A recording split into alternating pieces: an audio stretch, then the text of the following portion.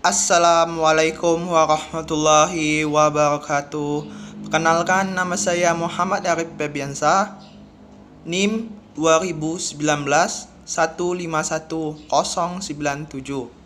kelas 3D, Prodi Pendidikan Jasmani. Soal yang pertama. Menurut pendapat saudara, mengapa pembelajaran berbasis media inovatif dibutuhkan dalam proses pembelajaran penjas di sekolah? Menurut saya, dalam media inovatif sangat dibutuhkan dalam proses pembelajaran di sekolah. Karena apa? Karena kemampuan seseorang dalam mendaya gunakan kemampuan dan keahliannya untuk menghasilkan karya baru dan individu yang mengelilinginya. Dalam menghasilkan produk yang baru, baik bagi dirinya sendiri maupun lingkungannya, dan berpikir yang menghasilkan solusi dan gagasan yang bermanfaat untuk lingkungannya dan dirinya sendiri. Baiklah, soal nomor 2. Jelaskan apa yang dimaksud media pembelajaran, contoh-contohnya, dan mengapa media dikatakan inovatif. Media pembelajaran: segala sesuatu yang dapat dipergunakan untuk merangsang pikiran, perasaan, perhatian, dan kemampuan atau keterampilan. Contohnya, media audio adalah dapat digunakan untuk menyalurkan pesan audio dari sumber pesan ke penerima pesan, contohnya radio, telepon. Media visual adalah media yang mengandalkan indera penglihatan, contohnya alat proyeksi atau proyektor. Ada dua jenis media visual.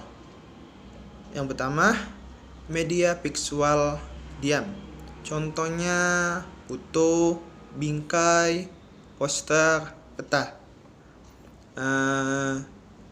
Media visual gerak, contohnya gambar-gambar proyeksi bergerak, seperti film biksu. Media audio visual adalah media yang mampu menampilkan suara berserta gambar. Audio visual dibedakan menjadi dua, yaitu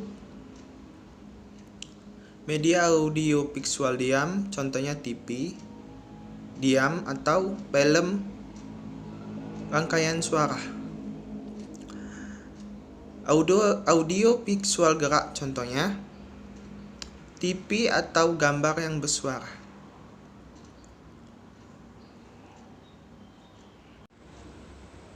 Karena inovatif, suatu pembelajaran yang dirancang sedemikian rupa sehingga berbeda dengan pembelajaran pada umumnya. Soal nomor 3. Jelaskan kandungan apa saja yang harus terdapat dalam komponen perangkat pembelajaran harian yang berkaitan dengan modifikasi pembelajaran penjas. Pendidikan jasmani sebagai komponen pendidikan secara keseluruhan telah disadari oleh banyak kalangan. Namun, dalam pelaksanaan pengajaran pendidikan jasmani berjalan belum efektif seperti yang diharapkan. Pendidikan jasmani cenderung tradisional. Model pembelajaran pendidikan jasmani tidak harus berpusat pada guru, tetapi pada siswa. Orientasi pembelajaran harus disesuaikan dengan pengembangan anak. Isi dan urusan materi materi serta cara penyampaian harus disesuaikan sehingga menarik dan menyenangkan. Sasaran pembelajaran dituju bukan hanya pengembangan keterampilan olahraga, tetapi pada pengembangan pribadi anak seutuhnya. Pembelajaran dalam penjas menjadi 3 komponen. Yang pertama, tujuan khusus, tujuan umum, dan tujuan pengajaran. Yang kedua, tujuan pendidikan, tujuan umum, dan tujuan khusus. Yang ketiga, tujuan jangka panjang, jangka menengah, dan jangka pendek. Nomor 4. Dalam pembelajaran penjas, inovasi guru menjadi yang terdepan dalam proses belajar mengajar. Contohkan 1. Bentuk ilustrasi pembelajaran dengan memanfaatkan media belajar, di mana sekolah tidak didukung dengan fasilitas yang memadai. Contoh belajar bermain sepak bola. Kalau tidak ada gawang, kita bisa menggunakan media pembelajaran. Contoh menggunakan gambar, video, atau proyeksi kalau ada. Kemudian seorang guru memberikan penjelasan secara rinci proses-prosesnya dan langkah-langkah cara melakukannya. Untuk melakukan olahraganya tersebut bisa lewat gambar atau video dan sebagainya. Sekian yang bisa saya sampaikan. Maaf kalau ada salah kata.